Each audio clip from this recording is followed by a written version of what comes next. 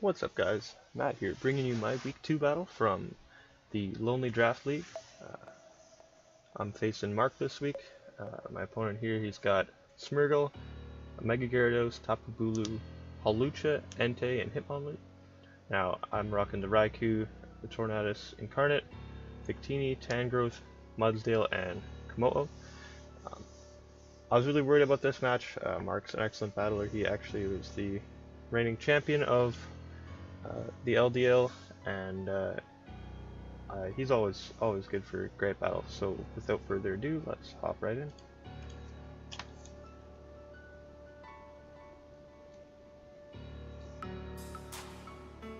So I believe I opened up with the Raikou just to sort of get off some initiative if I could Volt Switch on anything.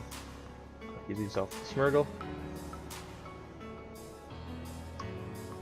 which is kind of scary because we all know the sorts of shenanigans Smeargle can get into. Now, I was really worried about a Spore or something of the sort, so I just straight up went to the substitute. I am rocking Sub-Calm Mind this week with leftovers, I believe.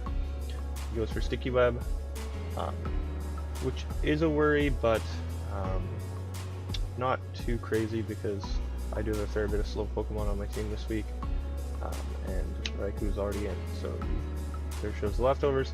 I'm going to go for the Calm Mind here because I want to take advantage of the substitute. In comes the Tapu Bulu, setting up the Grassy Terrain. Let's get a little extra recovery actually while I'm going to go for that Calm Mind.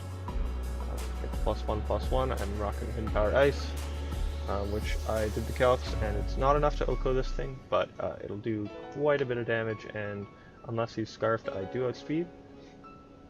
So, there shows the recovery, and the leftovers. See, we're already back almost up to full, even after the substitute. So yeah, we're going to fire off that Hidden Power. He's kind of in a tough spot now. That takes it pretty well. He is going to go for that Horn Leech, which is going to draw him back just about half.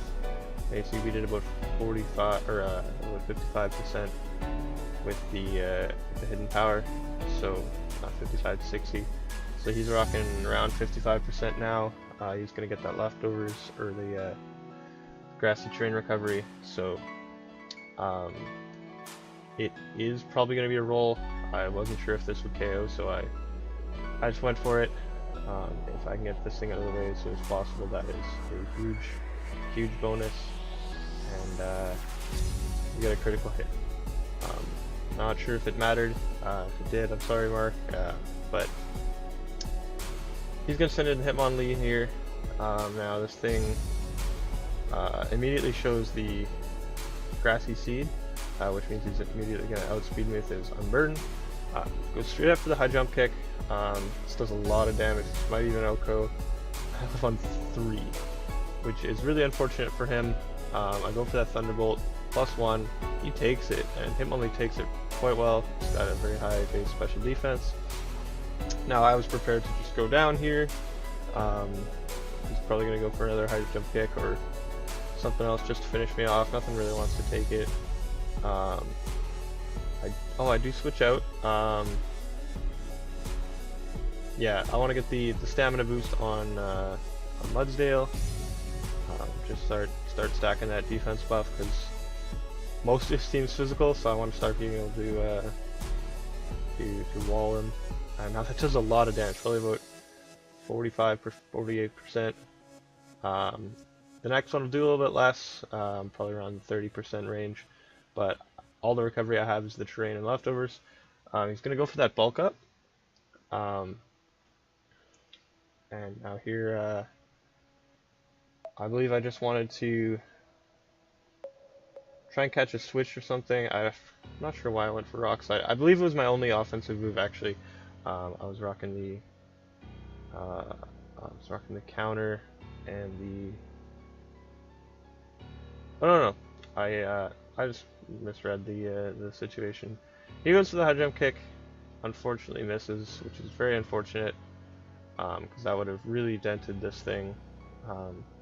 I go for the Bulldoze this time, which probably would have knocked it out, but I'm sitting in a lot better health than I was before.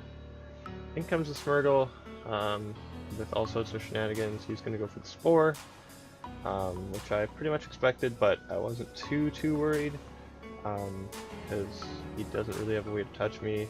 I know he could start setting up and doing all sorts of madness, but I was content with just sitting here, getting a little bit more health recovery off, hoping I would get this next turn. He reveals the transform, so he is now me, with that +1 defense, and I'm asleep.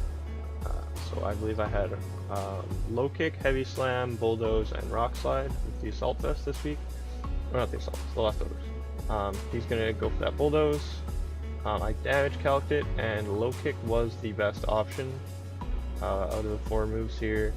I'm just gonna pop that stamina. I'm still asleep. Now I'm sitting at +2 defense. He's at +1 in the transform. And he's gonna go for that heavy slam, just to scope out how much it does. Very little. We're the same weight. So now we're at +3, and we wake up. Go for that low kick. And unfortunately for him, we snag a crit, which it should have done not even half that, which is really unfortunate. He's gonna go for that low kick now, realizing it does more than all the rest, which is still not very much. This is a bit of a war of attrition here. We're just going back and forth with low kicks for low kicks. I believe I'm at +4 or 5 defense, and he's at +3. He's going to go for that bulldoze, try and slow us down, but we're already very slow. I believe I run a negative speed nature, because this thing's not outspeeding anything with base 35 speed, really. I go for the low kick again. It's doing less and less, so it's going to be really close how much health we have when we finally knock this thing out. He gets the low kick off. Keep boosting that defense. I get the low kick off. Not doing very much at all. I believe he'll live one more, and then the second one will take him out. He goes for the low kick. Just back and forth. 10 damage. We're already now we're +6 on defense. He's +5 now. He's gonna go for one more, which is not doing very much. And we're gonna finally take this thing out. But this is kind of a free switch in for his Mega Gyarados, which does get that free Intimidate off. And we don't really have a ton to touch this thing with. We have low kick, but it's probably not going to KO since we're -1, and this is quite a bulky mon. Now he's going to Mega Evolve, go for that Waterfall right off the bat, show him that Mold Breaker. Oh no, you went for the Dragon Dance. Yeah, so we're going to see just how much low kick does here while he goes for the Dragon Dance. He knows I can't really touch him. Low kick goes off at -1. Not doing a great amount, maybe 45%. And he reveals the Ice Fang, which is an interesting move. It's good coverage for our Tangrowth and other Pokemon like Komodo, and we're flinched. Unfortunately, that means we're not able to chip this thing down quite as much, and the next Ice Fang is going to take us out. Oh no. Yeah, I wanted to go for the Bulldoze to slow it down. Just misses the KO. We get the Bulldoze off, slow him down. But the next one is obviously going to take us out. And he's sitting at +1 attack, neutral speed, which is good for us because the sticky webs are up. And we are kind of worried about this thing. I'm going to hop into Tangrowth here, who I ran quite physically defensive this week. So I know I can take an Ice Fang, KO this thing with Giga Drain. He switches out, knowing he can't do a ton to us. In comes the Entei, which for the most part walls us. And he's showing that pressure. And I go for the Giga Drain. It's not going to do very much, it's resisted. It does a decent amount though, it's damage is damage. And we don't want to take Sacred Fire or Flare Blitz or anything, so we're going to go right out into our Komodo, which has relatively strong physical defense and that dragon typing, which resists the fire. It goes for the Stone Edge, which unfortunately misses for him. It would have been resisted, but you know, damage is damage, and it really could have paid off for him to have that damage. I go for the Dragon Dance. I want to kind of start out speeding things because the webs were at neutral now. We do have the +1 attack. He's going to reveal the acrobatics. Now I don't believe he lost his item yet, so this is not going to do too much. Now we weren't rocking a dragon move this week, so Poison Jab was the next best thing we had. It is a 2 KO with that +1 attack though, and so he's going to go for the acrobatics again. We're going to live on 17. Unfortunate the Stone Edge missed, or else we probably wouldn't have lived that. The second Poison Jab goes off, we're going to take him out. So, in comes Entei back again, able to easily finish this off with an E-Speed, or pretty much anything, since he naturally outspeeds us, I believe. Just goes for the E-Speed, the easy play. Now, at this point I wasn't sure if he was banded or not, but it is a good chance. I know he likes to run the banded E-Speed. Now, I go into the Tornadoes here. Switches out, which makes me think that he did not have the ability to click Stone Edge since he was choiced. I believe I just go for the safe U-turn. I'll go for the knockoff. Yeah, I wanted to get rid of that Thing's item or anything else that wants to come in. We are not affected by the webs though, and so we are running out of speed to outspeed this thing. Go for that safe U-turn and take it out, which is a great thing because Mega Gyarados is a huge threat. I believe it swept his opponent the previous week. And we're going to go to Tangrowth. Nice save switch in. If he goes into the Entei, we can switch out. Or perhaps live, move, and fire back with a knockoff or something. This is his last Pokemon. He reveals the Sacred Fire, and it's going to do a huge amount of damage.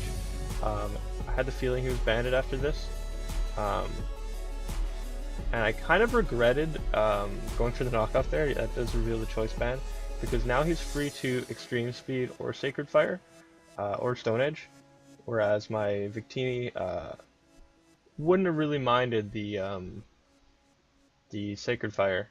I probably could have lived a couple at least. Now here we come in. We take that -1 speed, so he's going to be able to outspeed us, which is really unfortunate. Gets the Stone Edge off. Does a lot of damage, but I did the calcs. I knew we could live, and I go for that Electrium Z. We're rocking the Bolt Strike this week. I believe it was a roll, depending on his investment, and so I went for it. Yeah, this is the best thing I had to chip it down, and then maybe have Tornadoes come in and finish it off. That Gigabolt Havoc goes off, and it is going to be enough to take the Entei out, which is it for the battle. GG to Mark, sorry about some of that hacks there, but it was a good battle, and best of luck in the future weeks. With that, I'm going to get about. Thanks for watching, everybody, and be sure to check out the links in the description for our other LDL content creators. Peace.